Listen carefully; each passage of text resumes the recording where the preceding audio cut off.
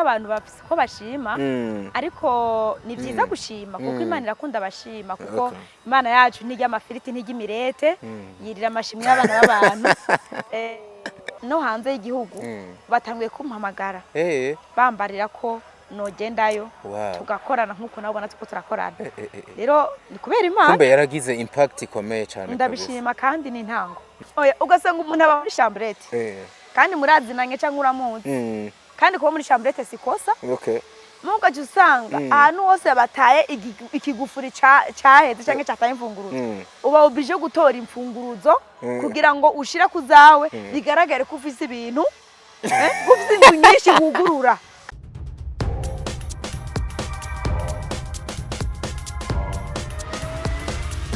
This is Flash TV. We shine to progress.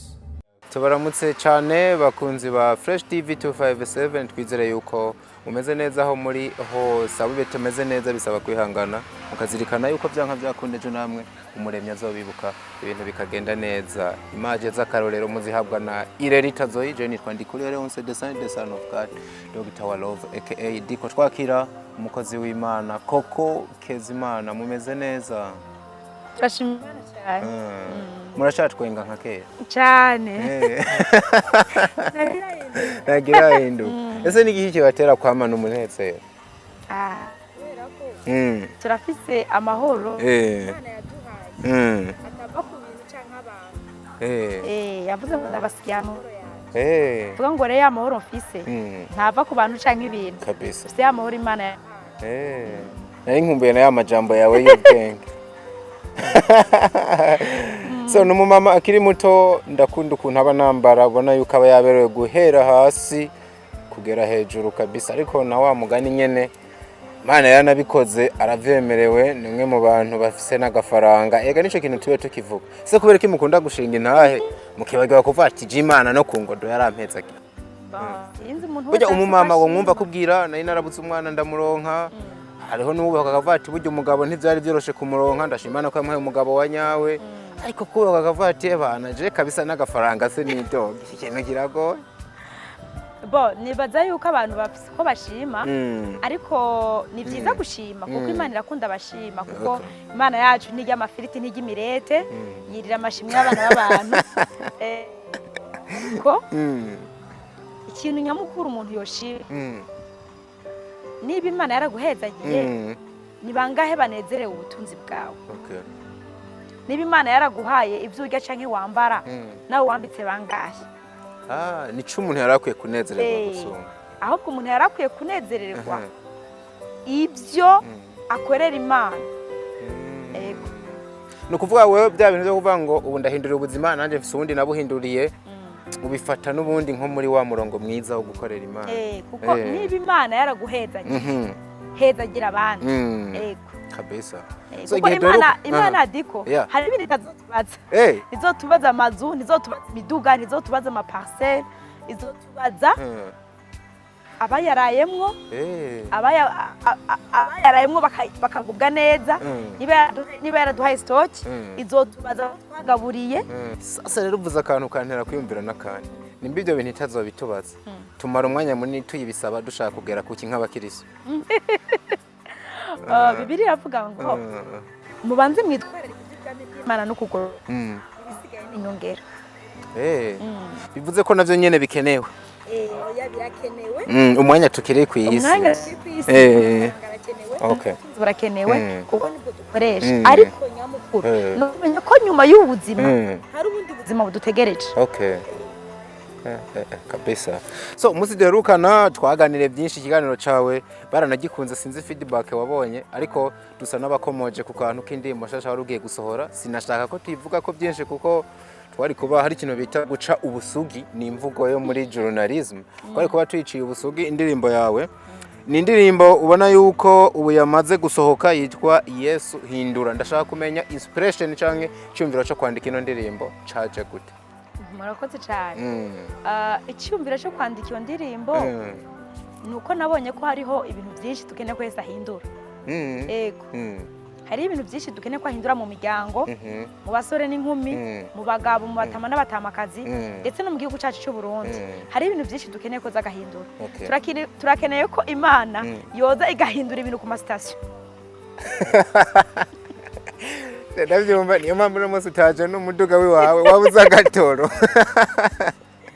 turakeneye ko hari ibintu Imana yomanuka agatoro kabuze gamabuze abantu bamwe n'ukuri kabisa twebwe abana b'Imana ubundi ntidukena turakeneye gusa ariko by'ukuri imitima yacu irakeneye impinduka yego nibaza ni nabwo butumwa bwihariye buri mu ndirimbo washatse guha abantu cyane gose imitima ya benshi irakeneye impinduka ive mu bitagira ikimazi ije mu birivyo kubera ko nabonye aho Yesu ageze vraiment ibintu bica bihinduka niyo mpamvu nabwiye Imana nti Yesu uhindura Ebana rero tumaze kuyaga umwanya atari muri nariko je ngende ndanabigusabiye mu kiganiro Gipfuza umunsi umwe tuzokora ikiganiro umpintahe y'ubuzima bwawe kuko mba numva menga hari utuntu twishu nyegeza hari ibintu byinshi ufise hari ibindi bintu nko guhankisa wo kwigisha abantu bakavuga ati no muntu igishingano yaciwe kiratwigishije ndagusabye ugende ubinyemereye bo birashoboka kuko hari ukuntu mengo bica ku masonga bipanga ariko nyine wenda ndashaka igihariye y'ubuzima bwawe gose yego je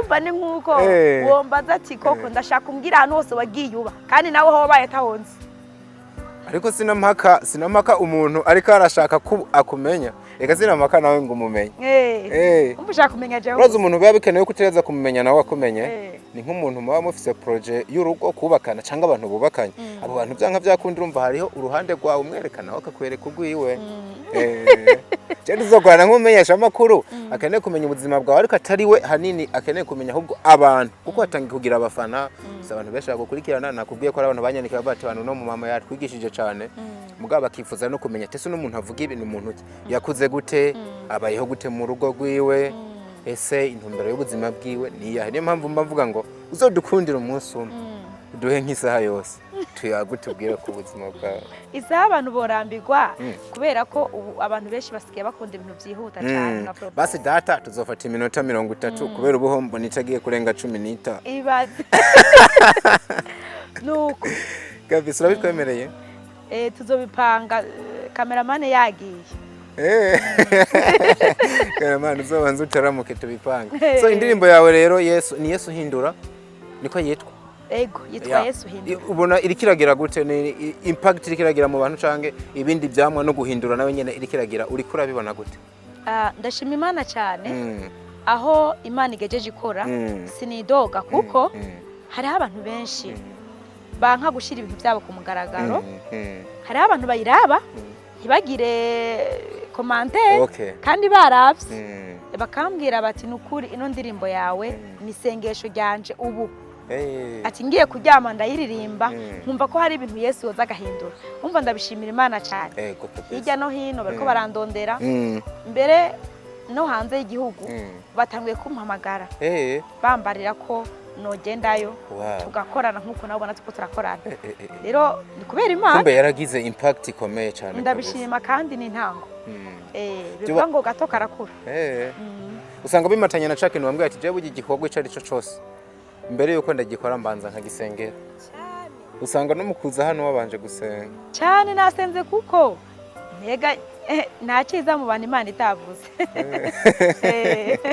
kabisa so rero byose bibanza kuva ku Mana hama bikaja mu bantu abantu bakabisereva abantu ati batangiye gusaba amakorabo hanze abantu bo hanze batangiye kuvuga ati umuntu akora amakorabo oya si korabo ahubwo bansaba ko ibigari twokora ibigari okay ya ndimbo yarabakoze ko kabisa ndashima Imana cyane ijya ndirimbo Imana y'umunsi niyi ndirimbo Yesu uhindura nkuko wansavye intahe nabo bifuza ko nobaha intahe ubwa mbere bifatiye kuri ijya ndirimbo ya mbere bifatiye kuri ijya ndirimbo ya mbere uzi impamvu nukubera ko indirimbo zawe zirafise utundi tuntu tw'ubuzima bw'inyegejemwe inyuma uba wumva duteye amakenga cyane kuva ati uno muntu bino bintu avyumvira gute ubwo nta yindi muhemu yera yamuhumekeyemwe cyangwa nta wundi buzima yoba yarabayemo niyo mpamvu umuntu abona kure ako kantu abategerezwa ukiyumvira cyane Yeah, so abafana rero ubona yuko bariko baranaguka bitega ibindi bikorwa byawe ryari kuko biraboneka ko mengo uriko akora no ku muvuduko munini kabisa. Si cyane ariko ndashima Imana hamwe uburyo uko ndabyifuza abonetse no kundwiza no gukora. Ariko uburyo umva nkakari kumwe n'umuririmbyi ndashima Imana cyane. Yemanga ati je ndacakenye kabisa n'amafaranga ntayo. Yo bivuze ko ahora n'intambamyi za audio na video. None nawe natangiye mvuga turi mu bisubizo haburi iki. Diko ni vyiza cyane ko umuntu yemera icari akemanga uwari. Uravyumva nawe. Emera icuri ntacuba ntangorane kubera aho uri haraba hifuza. Ego. Akoneko. Rero no kuvuga ngo muri kino gihe ntibikunda. Ariko mu minsi iri imbere nkuko nabikubwiye. Kumbure ko ari n'ibikorwa byinshi ufise. Ibikorwa ni byinshi biragutse. Ego.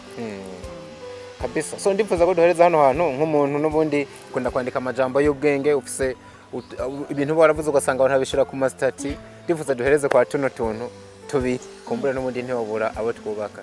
Ni kihe kintu gikunda kugutangaza mu buzima bwa buri munsi? Ikintu gikunda kuntangaza. Bo ndatangazwa cyane. Ariko nawe ndakubaza nawe waje amamagaye hano ndakubaza. Wamamagaye ngo umbaze nati ndakubaza. Nta kibazo. Kinakunda kuntangaza cyane. Bo n'uburyo nka wewe umuhungu canke umumama usanga idakwirwa mu mufu. Kontake. Iyi modoka. Kontake y'imodoka canke y'imoto. Ego n'imodoka zirayifise. Bambi moto. Cyo ugasanga biragoye. Ugasanga kontake ni kwirwa mu mufuko. Ugiye kugura ikintu ku ibotike, ugiye kugura ikintu muri alimentation, ugiye no kuri bus, ugasanga kontake ni Undi kontake nibaza urutugira ngo kijya nangahe. Basanga rero kontake nibaza ngo kijya kintu nangahe. Uyereka. Ubwo ntibyo biri mu murongo usa no gushinga intaho uvuga ati Yesu yarangiriye neza. Reka nduzidirapo ndabyereka amahanga yose abimenye. Oya ugasanga umuntu aba muri chambrette. Kandi murazinanye cyangwa uramuzi. Kandi kuba muri chambrette sikosa. Muga usanga ahantu hose bataye ikigufuri cyaheze cyangwa cyataye imfunguruzo. Uba obije gutora imfunguruzo kugira ngo ushira kuzawe bigaragare ko ufise ibintu ufise inzu nyinshi wugurura. Sivyo? Bwiza. Imana ishimwe kwirera afise zibiri ariko bagowe nace. Babyita ku gisage naje mu gisage. Gukena sikosa. Oya. Gukena sikosa. Abarundi baramaze ngo ikidakigwa n'ubutindi. Rero kumira icuri ni byiza. Kontake yawe urashobora kuyifise ukayishira hehe mu mufuko canke mu isakame. Sivyo? Kandi ntitakare kuko niba biriyo ntiba byatakare. Mugabo rero ngo kiriya kintu nangahe. Ari ukoresha mu kwerekana. Ari ukoresha mu kwerekana. Gusa tukoroze gora kwifunguruzo nyinshi. Nk'umuntu yizera ubwo ntibwe babiri muri bimwe twabonye byateye mu bakozi b'Imana uzumva bakubwira ngo nk'ubu gacunga ifunguruzo z'agategekanyo kubera ko uri kuratura kuko uzohava wugurura inzugi nyinshi kumwe ugera kuri etage ukatura ati none igwanje ukayicakira kubera ko wizeye yuko ushobora kuzoyitunga. None ari yawe ni woje kugurura none hama bakakoreka ukinjira. Bakwatura ni vyiza. Agite prophetique baho kandi rashoboka kuko ukwizera kurarema. Sivyo? Ngo dufata ibiriho ukabishiraho ibiriho. Niba bimeze uko ni vyiza ariko mugabo inyuma y'ivyo nyuma y'ukwatura bamubuzi musanzwe ubayemwe. Sivyo? Kabisa. Ego bamubuzi munyine usanzwe ubayemwe nta bindi. Eho guhenda abantu. Ego. Nibaza ko babyumvise. Ku rundi ruhande ni gihe kintu ushobora kwitegereza muri societe ukumva kirakubabaje kurusha ibindi. Ikintu urabo kabati kino kintu je kirambabaje kubona. Bo. Bo kigomba kumera nk'ico nyine ariko sico kimwe cyane. Hari ukuntu umuntu abantu bakino gihe ugasanga twemera ibyo tudakora. Ugasanga wemera ibyo udakora. Nzogira ibi nibi nzokora ibi ego ni byiza imigambo urayifise. Ariko ni byiza ko wemera ibintu uri capable yo gukora. Kubera ko Bibiliya iravuga ngo ha gusezerana ntushitse wo tumutagira icyo usezerana. Sivyo? Kabisa. Ugasanga rero kumuhenda abantu nk'akaro rero twavuganye ko nza ngaha wambwiye ati ndagusabye uze kuza. Isayi nini uze mungaje usanga nabikubwiye ariko sindabikoze ntuze ugasanga n'ikindi gihe ugumye mbesha nko umwanya n'amafaranga isaha igeze muri prolongation diko kandi rero umuntu ageze muri prolongation aba afite amahirwe make yo gutsinda aha dusa nabongewe iminsi hatiri mu nyongera ni ukuvuga yuko n'ikindi kiganiro kirekire unzobikubaza ni ukuvuga ngo rero emera ibintu ukora icyo kintu kirambabaza cyane rero umuntu arakwemereye ibintu aravuze ati nukuri ibi ndabikora ashaka akajyana imbere y'abantu nashaka akabivuga mugabo ukarindira ko abishyitsa si ibintu bimusaba amafaranga si ibintu cyangwa bimusaba déplacement ugasanga bya bintu biranse ko abikora si byiza niwemere uwuri ntacuba kabisa nta ngorane bane ndu kugenda ubesha abantu besha ibyo utari bukore ibyo bintu rero birambabaza cyane gose kuko iyo usezeraniye umuntu abifata ko ariko kuri icyo umuntu akuriyemwo nibyo ibyo umuntu akuriyemwo nibyo yitukuri umva wahawe isezerano urarindire ko rishika kabisa sivyo rero iyo wasezeraniye umuntu diko ndagusabye vraiment uzohore ushitse kiretse no musezeranira ibibi erego urashobora guha isezerano umuntu ribi hari nk'abantu usanga bishuza abandi ibintu bitagenda ahubwo ugasanga kubireka kubishitsa byababereye inyungu kuri bo gusa ntavumba zibiri ibyo ari byo ni byiza gusezerana ugashitsa cyane ubona ko ufite ibishobisho tutumuhora ubu kubera abantu ba kino gihe diko nukuri dufite ingorane nyinshi kweri ingorane ni nyinshi ubu dufite abantu ingorane za problème dufite ingorane za problème kubera ko abantu ubu sinzi ngene twabaye ni byiza cyane gose kwemera icyo uri hamugashitsa kubera ko ubu tujya iby'Imana tukajya iby'abantu tukajya amadeni none uriga iby'Imana ukajya n'iby'abantu ukajya n'iby'abantu bose umugisha witezeho byose ukajanira shamba nibaza yuko umugisha kabisa uba uri kuraco kubere nawe wewe uba wahugaye bobrotse kabisa so tubashimira cyane wari umunezero kubana nanyu uno namwe yitwa Imana numwe mu bantu bariko barahaguruka numwe mu bantu bariko bakora indirimbo nziza afite indirimbo yitwa Yesu hindura twayivuze ko twayipininze hasi muyirabe munasharinge mu making na comment zanyu ibikorwa by'abaririmbyi ibikorwa mvabwenge bibandanye kugera kure cyane mabuja turabashimi asante sana nizere yuko neje tubahamagaye muzozana cyane ko ari je ideni mudutwariye yigishinga nta bo murakoze cyane Imana bahezagire ikirenze byose umukuru wa leta y'isi n'ijoro atanga umugisha abaho umugisha ukara ufise yavuze feza n'inzahabu byose n'ibyiwe ubwo rero natwe dufise Imana dufise amahera dufise ibintu turayicakiye cyane amen asante sana tubashimira cyane bakunzi ba Fresh TV make your comment guys ni by'ingirakamaro turabakunda cyane ciao ciao